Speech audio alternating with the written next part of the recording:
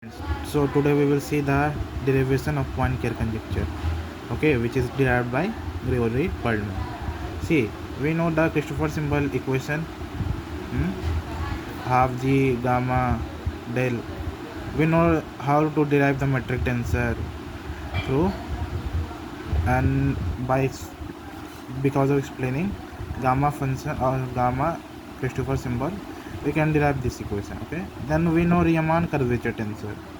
Riemann curvature tensor explains how much curvature is around the some object. Okay, and this we know the equation of gamma Christopher symbol by derivation with alpha, beta, and this two more added in this term. And we know how to contract the Ricci curvature tensor through Riemann tensor. Okay, this is the equation, and through some metric tensor we can also contract Ricci tensor into Ricci scalar. Now we will see the main part. So what does Ricci scalar in one dimension, or in simple terms gamma equal to g inverse del g. Okay, so del g, what is del g? Del g is the small change in metric tensor. Okay, now Ricci's, we will find Ricci tensor. So we know the derivative of gamma equal Ricci tensor.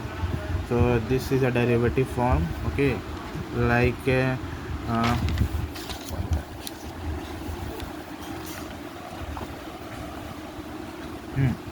so we can see Ricci tensor through derivative of this term. Okay, now this term will be we will take derivative, so del g. Okay, now it becomes this equation, but it's a Ricci scalar. Okay, Ricci scalar is the contraction of Ricci tensor.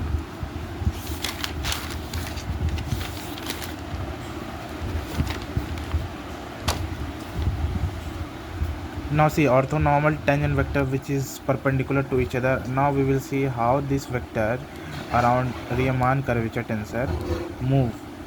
So by applying Riemann curvature tensor into this orthonormal vector, we can come to the conclusion, and we will take now Laplacian Beltrami operator. It is the operator which tells changes in little curvature. Okay, so this we can write in previous term. We can see through previous term we can see g inverse del 2f plus o g inverse 2 del g or del f. Okay, this is the derivative form, and we know through time, with the derivation of time, we can find Ricci tensor like this. Ricci flow, the scale invariance is given in coordinates. This is the thing we all should learn, like root, we know the equation root minus g. So it is now converted into this term. Now Ricci tensor, through Ricci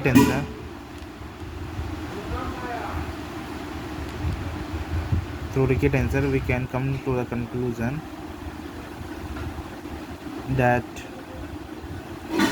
it is a derivative form. Okay, in form of Ricci tensor, in form of metric tensor. Now deformal metric. What is deformal metric in Poincare conjecture? It is a metric which tells how much deformation is done in of, like example of clay. Okay, how much deformation it does in clay. So this is the equation, g alpha beta plus pi alpha beta plus o square.